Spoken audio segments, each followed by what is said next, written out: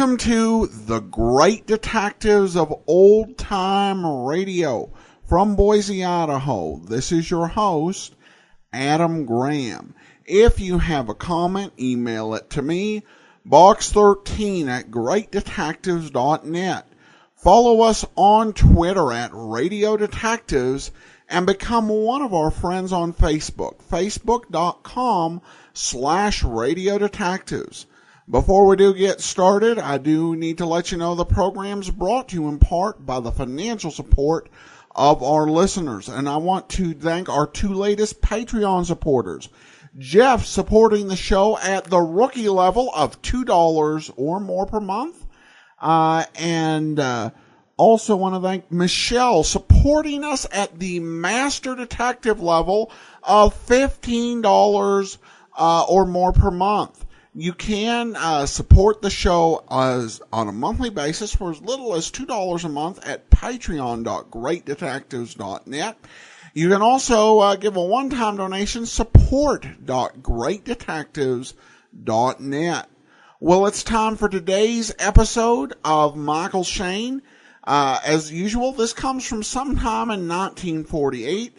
And the title of the episode is The Case of the Bloodstained Pearls.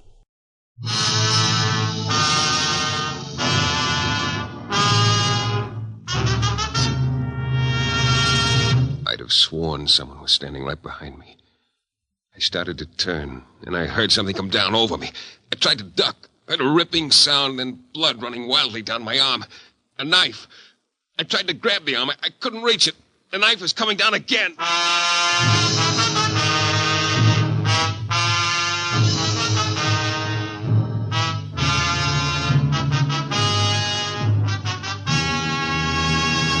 The New Adventures of Michael Shayne, Private Detective. This is your director, Bill Russo, inviting you to listen to another transcribed episode with Michael Shayne, that reckless, red-headed Irishman, back in his old haunts in New Orleans. We call it The Case of the Bloodstained Pearls.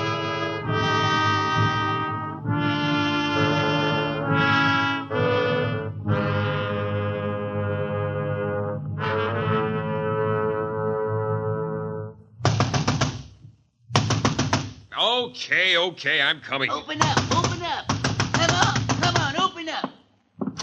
Next time, why not bring along an axe? Close the door quickly. I said quickly, man. Where's the key? Key? I want you to lock the door. Now, look, I Papa. said I want you to lock the door, Mr. Shayne. Well, let's just snap the double lock for now, huh, and hope for the best. Hey, where you going? I want to look down on the street. I'm sure they followed me. The crafty, scheming lot will tell you that. Hey, who are you talking about, Pop? My friends, that's who. My dear, faithful friends. Faithful friends. They'd boil me in oil, skin me alive, cut me to ribbons to find out the hiding Hey, place. look, you better slow down. You're going to burn out a berry. Scallions, scallywags, cutthroats, licks, piddles. And chicken inspectors. What are these friends of yours trying to find? None of your business. You just keep that nose of yours out of my affairs, Mr. Shayne. Hey, remember, you came to me. Oh, yeah. Yeah. It's all so infuriating. Makes my blood boil, I swear it does. 3 dear friends. For 6 years we've shared the same little houseboat, same skimpy fare. We've watched 2,000 sunsets. Yeah. We've talked 10,000 hours of the night away. And now, Mr. Shayne, what are your rates for guarding a man's life and possessions? I kind of think I might be a little too rich for your blood, old-timer. Oh, a little too rich for my blood. Well, now- You do indeed. Well, Mr. Shayne. Look, I suppose you've come to that remarkable decision just by looking at me. Now, This just a- tattered coat, these patched pants, the cardboard in my shoes. I- Too rich for my blood, huh? Let's shed a tear for me, poor old man Pete. I didn't mean to hurt your feelings, but Feelings? Why the feelings? I come here on business. My life's in peril, my possessions in jeopardy. Despite your outrageous rates, I'll pay out of my meager savings. And just what are these possessions you want me to protect? Wait. Hey, leave those window shades alone. It's dark enough as it is in here. Stop at nothing. Absolutely nothing. And now, Mr. Shayne, now this is what I want you to protect. Yeah? The contents of this little leather bag. What? Yes, here's what this pitiful old man wants you to protect. Oh. Yes, Mr. Shayne, yes. This is what they killed me for. In the palm of my hand, I hold 3 pearls worth $1 million.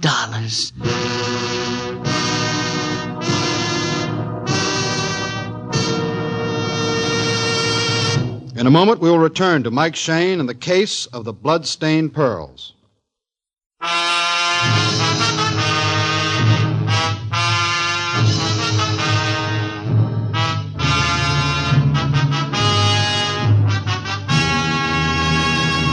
It had started like any other day. A widow named Mrs. Carpolis had hired me to track down one of her boarders who'd run away with her copper samovar. And, I fear, the good widow's heart. A guy had called to ask my rates for getting divorce evidence against his blonde wife. And then an old man named Peters came in. The kind of old guy you might see in Jackson Square, sleeping on the grass with a newspaper over his face. Only this old man had $1 million worth of the biggest pearls I'd ever seen in my whole life. Well, how do you like 'em, Mr. Shayne? Well, you could use them for snowballs, Mr. Peters. Where'd you get them? I found them 3 weeks ago in a little cove along the Mississippi. Not so many years ago, this part of the river was one of the favorite haunts of pirates, like Lafitte. This might have been part of his treasure, lost in the sea, washed up by the tides. Yeah. Give them back to me. Give them here. You've held them long enough. Yeah, they're all yours, Pop. Hey, did you ever have them appraised by a jeweler? I wouldn't trust them out of my sight. Even my own friends would kill me for them. Well, how do you know they're worth $1 million? I've gone to the library, looked up pearls in all encyclopedias. I've compared them with the descriptions of the very finest. There is no comparison. Mine are the most beautiful pearls of them all, and they take them from me. Imagine that, mon friends. Now, if you were smart, you'd sell them to a good jeweler and forget them. Never. I'll never sell them. What could anyone give me half so beautiful as these pearls themselves? Yeah, I bet you $1 million all stacked up real neat is kind of beautiful. Besides, looking in an encyclopedia, what's that? For all you know, these pearls came out of a popcorn box, and you're all upset about nothing. Oh, you think so, eh? Nothing. Well, all right, let's go to a jeweler. I saw one down the street. Oh, yeah, Mr. Forrester. Mind you, I won't sell them no matter what the price. But let him look at them, Mr. Shayne. Let him tell you what they're worth.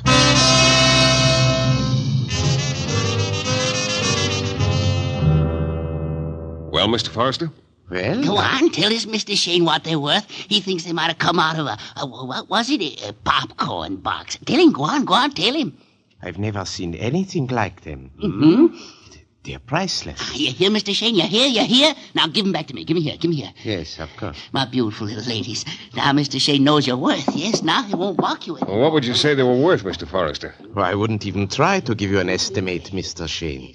Thanks, Mr. Forrester. Come on, Pop. Back to my office.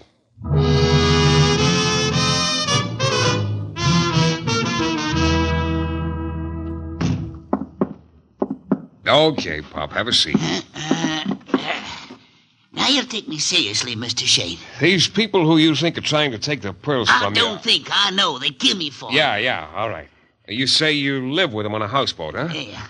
Off Pier 22 on River Highway. And did you tell them about the pearls? No, of course not. But I know they're spying on me continually. Now, wait. Excuse me. All right. Yeah?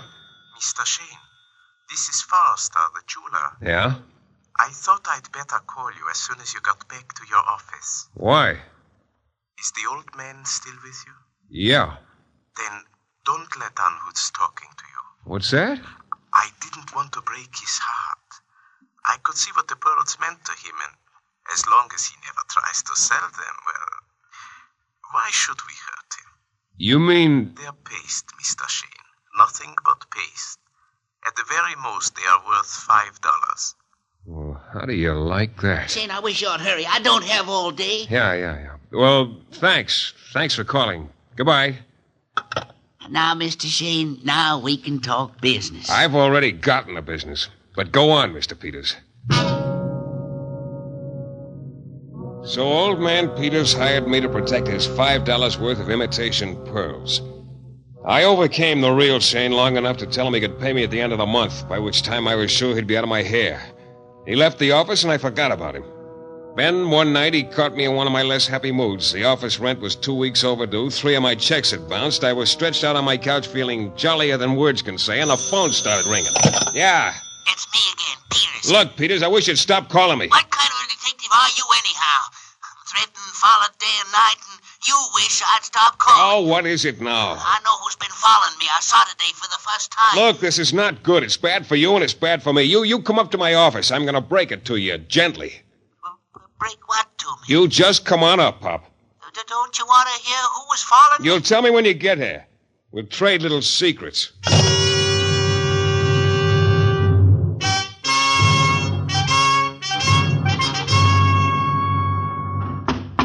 Okay, Pop, okay. Do you always have to knock like that? Look, if you break the glass, you're going to have to hock all your pearls to pay for it. Come on in and... Shane. Hey, Pop, what's wrong? Old man Peters was dead before he hit the floor. I don't know how he ever lived to reach my office. There were 4 bullet holes in his back. As he fell, his left arm flung out wildly, his left fingers doubled into a fist. I bent down to see what was in that fist. It was his most priceless possession, a bag of phony pearls. Before calling the cops, I put the pearls in my pocket, because now I was going to make it my business to find out who'd killed the old man. After the cops finished questioning me, I really felt beat. I went home to my hotel room and arranged my weary bones around the lumps in the mattress and drifted off to sleep. Then I had to drift right back again. Yeah. Hello. Mr. Shayne, this is Mr. Tompkins. Yeah, Tompkins. A watchman down at the office building. Oh, yeah. I thought I'd better call you. Well, what happened? Somebody broke into your office a while ago. Huh? When was this? Well, it must have been between my rounds. I heard something. I came and looked. Everything showed was torn to pieces. Fine. I hope they didn't get anything of value, Mr. Shayne. No, that's what makes it so wonderful to be poor. Good night. I hung up and started going back to sleep. Just before I made it, I suddenly started thinking about the little bag of phony pearls that was right now in the rear pocket of the pants hanging over my dresser. All of a sudden, I wasn't nearly as sleepy as I thought. I reached for my cigarettes under my pillow, and then I heard the tiniest sound. Someone was trying to fit a key into my door. The tiny grating sound continued. A couple seconds more, and the door would open. I started for my gun on the dresser. I heard the lock snap back. I ran for the dresser. Oh! Dog, I stumbled over a chair. I heard a quick movement in the hall. I grabbed the gun and raced to the door. The hall was empty. Nothing but closed doors with numbers on them. The only sound was a guy in one of the rooms whimpering in his sleep. A nice, peaceful scene. 5 seconds ago, I'd been close enough to death to smell it. Who had it been? Who had old man Peters been afraid of? That was an easy one. His 3 pals on the houseboat. I remember how I'd laughed to myself when he told me they'd kill him for the pearls. Funny thing, I wasn't laughing anymore. I had the pearls now.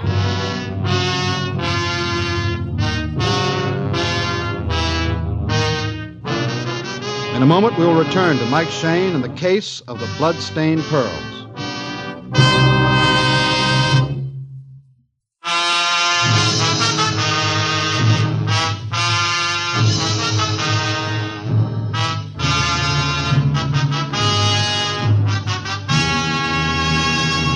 It all started when a little old guy named Peters came to my office with a wild story of 3 pearls worth $1 million. Forrester, a jeweler, said they were worth $5 at the outside. Yeah, they were paste. Anyhow, somebody thought enough of the pearls to kill the old man. Now I had them, and somebody was trying to kill me. The next morning, when I went down to my battered old office, I found a telegram among the ruins. Would like to see you this evening regarding the death of our friend George Peters. And there was an address. It was dark by the time we got there. The cabbie had worn out 3 maps and his smiling disposition. 5 miles out of town, right in the middle of nothing. A rotting wooden pier sticking into the water maybe 20 feet. And at the end of it, a battered old tug. That'll be $2.75. Okay, here you are. I'm sure sorry I dragged you out this far. You ain't half so sorry as I am, friend. Oh, wait for me, will you? I'll be right back. Drop dead. Hey, wait! Hey! Great! In the darkness, the lights of New Orleans seemed 1,000 miles away. I started down the wooden pier. There were lights somewhere on the tug. There didn't seem to be anything living around here, except the mosquitoes. I hopped onto the tug and started looking for somebody. And I heard someone singing. I followed the sound. Found a stairway leading down into the hold of the ship. The old guys were sitting on orange crates near a big pot-bellied coal stove. The one who was singing looked like Moses must have looked, complete with a flaming red beard. Thank you, Brown. Just hearing it makes me feel a little better. Who are you? What do you want? I'm Michael Shayne. Shayne. Listen, Shayne. Brown? Mr. Brown was just singing poor Mr. Peters' favorite song. Old George never got tired of hearing it. What can we do for you, Mr. Shayne? I got a wire asking me to come down here. I sent the wire, Mr. Shayne. Where'd you come? Oh. My niece, Mr. Shayne. Why'd you send for him, Eve? To hear his side of it. His side of it. Mr. Peters died in your office, according to the papers, Mr. Shayne. Well, that's right, Eve. Papers also say they can't seem to find a motive for the crime. He wasn't robbed. They say they found his wallet and his watch. That's all they found. Oh, is there something else to find, Mr. Bryan? See, Eve, you see? Yeah. I think you better go, Mr. Shayne. But I've got some questions to ask, too. Last night, somebody... A long trail of Hey, will you tell this guy to shut up? Get out, Mr. Shayne. Get out of my sight. I can take a hint as well as the next guy. Besides, there was something in old Brown's eyes when he turned on me. Or maybe it was the crazy red beard. Anyhow, all of a sudden, I wanted to be in the open air again. With the cab gone, there was nothing between me and New Orleans but a long, long trail of winding, like the man said. I started hiking down the road. Must have walked 2 miles before I came to the gas station. It was all locked up for the night, but there was a phone booth outside. I called for a cab. Then as I hung up, I'd have sworn somebody was standing right behind me.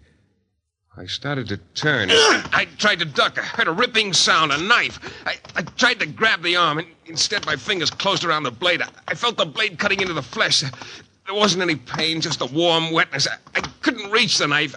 I found his wrist with my teeth. I bit down hard. Hard! The knife hit the ground. Then I grabbed for the guy. My fingers closed around a handful of hair. He tore himself free and went running off down the road. And I just flopped down on the ground. After a while, I lit my cigarette lighter to take inventory of the wreckage. There was some mess. One hand looked like second-quality hamburger. The other hand was okay. It still held a fistful of hair. Red hair. Yeah, I'd just given Mr. Brown's beard a trim. The hard way.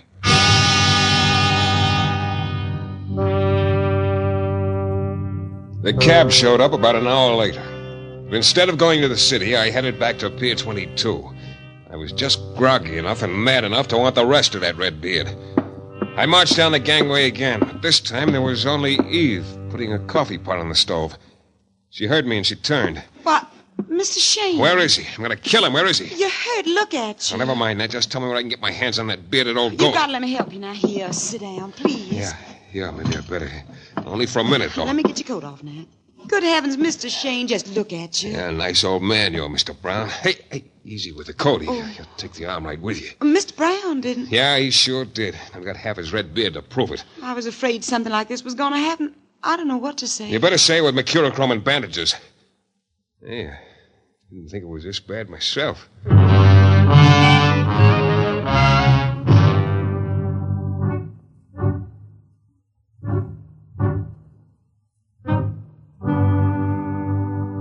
There. I think that'll hold you till you can get to a doctor. Yeah. Regular Florence Nightingale, aren't you, Eve? I mean, I bet you Florence never wore blue jeans and a green sweater. You still look pretty weak, Mr. Shayne. I'll get you a cup of coffee. Yeah, good idea. Of course, I like my mama's way better. Huh? But when I got hurt, she used to kiss it better. I'll get the coffee. I was talking about Mama. How much sugar? You really got a one-track mind, Eve. 2 lumps. Well, as long as you don't want to discuss Mama, let's get back to old man Brown. Where is he now? I don't know. I haven't seen him since you left. Here's your coffee. Thanks.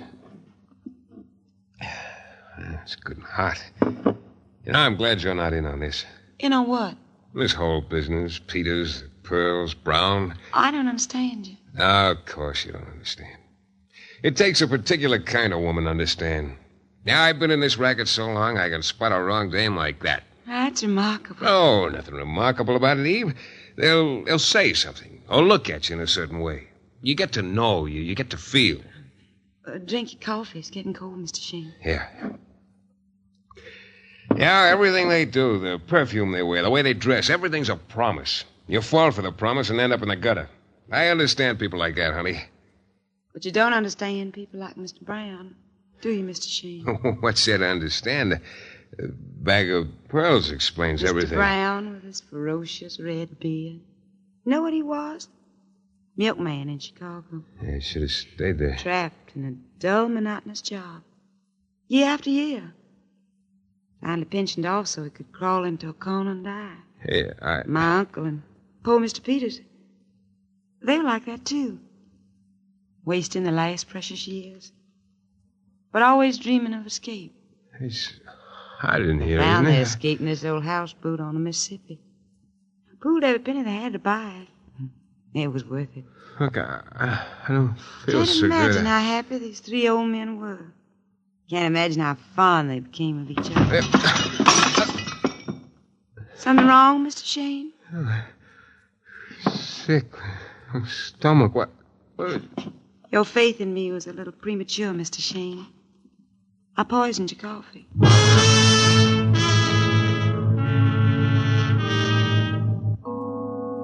I started for the gangway, and then the gangway subdivided like something under a microscope, and there were 2 gangways, and then there were 4, and then there were gangways everywhere. I hung on to all the railings, tried climbing all the stairs, and then barring my way was Eve's uncle, Mr. Johnson, only it was a whole row of Mr. Johnsons, and they were all holding ancient guns. I remember rushing past, rushing through the cold air. I remember falling to my knees just as I heard all the ancient guns go off. Last thing I saw in all the world were the headlights of the taxicab I'd told to wait. My last thought was how funny. Most taxicabs had only 2 headlights, but this one had 500,000.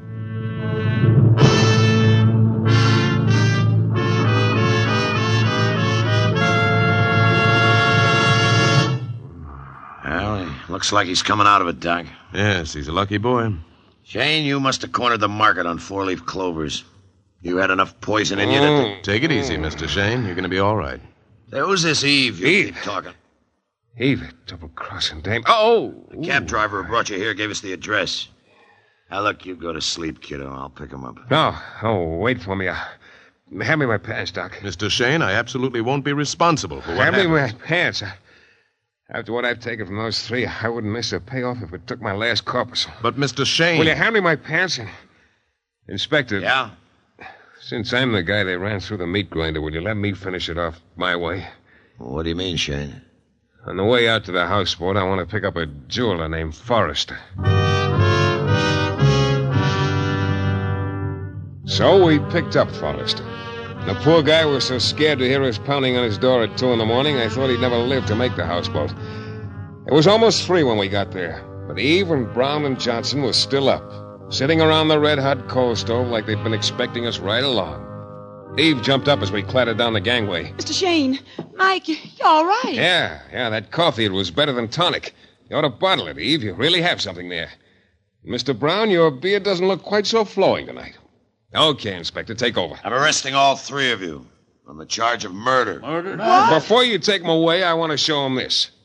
Yeah, kiddies, here's a bag of pearls. I had them on me all the time. Mike. Yeah, here's what you killed old man Peters No, for. Mike. Shut up. You and all that corny talk about friendship. The 3 old buddies sitting in the sun. Yeah, blood brothers, until one of them found a bag of pearls. Then it was his blood. Don't you say that. Oh, I'm not through, baby. I'm just full of surprises. Like they say in the minstrel show, honey, you ain't heard nothing yet. Here's what you killed old man Peters for. $1 million worth of pearls. Mr. Forrester. Yes, Mr. Shayne? Tell him what these pearls are really worth. Why, they are paste. They're not worth $5. You hear that? That's what you shot the old man in the back for, a bag of phonies. And here's where the phonies are going, right where poor old Peter should have thrown them in the first place. Right into the stove. Right into the fire. Don't, Mr. Shayne. Hey, Forrester, what's wrong? The fire will destroy them. You stupid fool! I've got to save them! Hey, get away from the stove! I have to save them! Get out, you'll burn! $1 million! Ah!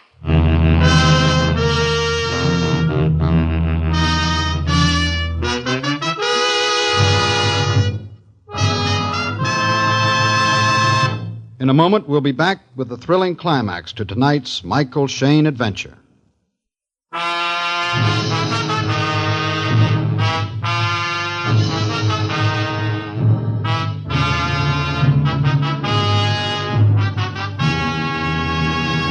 Someone finally pulled Forrester's arm out of the fire.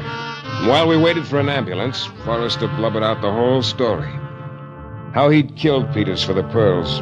How he'd come into the hallway of my hotel that night and would have killed me for them. How he'd have killed 1,000 times for such wonders as those priceless jewels. Now I'd destroyed them. I didn't hear much of it. I just flopped down and let my head fall on my chest. All that had happened was finally catching up with me. And then, as the inspector started up the gangway, I waved for him to come over. What is it, Shane? Here, Inspector. Give these to the museum or something. The pearls? Yeah, I don't understand. Well, the way Forrester acted when we picked him up tonight got me to wondering. I thought, why take a chance? So all I threw into the fire was the cloth bag. Shane, you know there are times when I almost wish you'd joined the force. Yeah. With all my other troubles, that's all I'd need. Okay, kid. See you around, Mike. Yeah. Mike? Hmm? Feeling better? Yeah, I feel beautiful. You thought we killed Mr. Peters for the pearls. Hmm. We thought you killed him for him. We love the old man so much, that's why we tried to kill you. You know, Eve, you can be arrested for that if I want to press charges, that is. Do you want to? Ah. At least it wasn't all wasted. At least I met you, Mike. Yeah, big deal. Well, I'd better be going. I'm pretty beat. Must you go, Mike? Hmm? What cold air. This time morning, it'll cut right through you. And if I stay, what would you do to keep me warm? I'll make you a nice pot of hot coffee. Yeah. Good night, kid.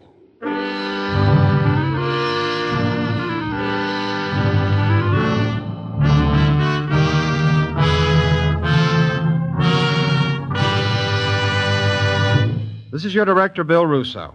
Michael Shayne is written by Larry Marcus and based on characters created by Britt Halliday. Music is composed and conducted by John Duffy, and Michael Shayne is portrayed by Jeff Chandler. The Adventures of Michael Shayne is a Don Sharp production transcribed in Hollywood and distributed exclusively by the Broadcasters Guild.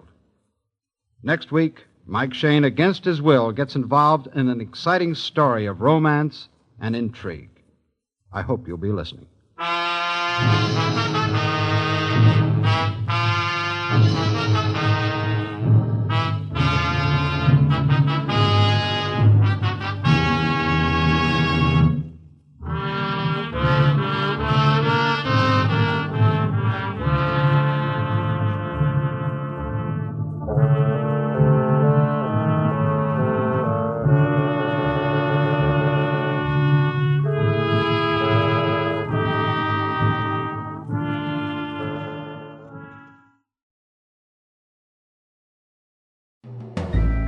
This is Andrea J. Graham, author of the Web Surfer series. Oh, and a Madam's Wife.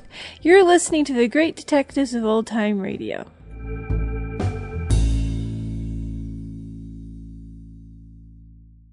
Welcome back. Well, a great episode. Really a good performance by Jeff Chandler, who is really put through the paces here and shows the strength of his acting ability. Now, because of his looks, it can be easy just to assume that that was all he had going for him. But you really just see the pure, raw acting talent of the man, particularly as he goes through that drugged coffee scene. I did like the fact that, he claimed to be able to spot a bad newswoman miles away and ends up being taken in by one who didn't quite fit his profile. Though, to be fair to Mr. Shayne, she wasn't the typical femme fatale. So I like how they mixed it up. Still very much a hard-boiled feel. All right, listener comments and feedback. And we start with a comment on Facebook from Brian, who writes actually in regarding the last episode of the Wally Maher series. The missing final episode was great. I'm going to miss that version. I hope it doesn't change much. Well, as we can hear, it definitely has. I hope Brian and if not, many of our listeners will appreciate this new version. Johnny says, great show. Keep it up. Any Rocky Jordan? And the answer is, yeah, it'll be a couple years, though. We've got to get through Richard Diamond, and that still is about 6 weeks away from starting. And then we have about 2 years material worth of that before we get to Rocky Jordan. But I've definitely heard people's requests for that, and so we definitely will get to it. And then we also have a tweet from Brush and Soap and Blade. My scout troop loves your podcast. Our camping trips wouldn't be the same without it. It's our evening tradition. Well, thanks so much, and appreciate you listening, and I hope you have some great scouting trips. All right, that will do it for today. Join us back here tomorrow for The Avenger. Next Wednesday, we begin our 4-week look at Defense Attorney. And then be sure and be back here again next Monday for another episode of Michael Shayne. In the meanwhile, send your comments to box13@greatdetectives.net. Follow us on Twitter at Radio Detectives and become one of our friends on Facebook. Facebook.com/Radio Detectives. From Boise, Idaho, this is your host, Adam Graham, signing off.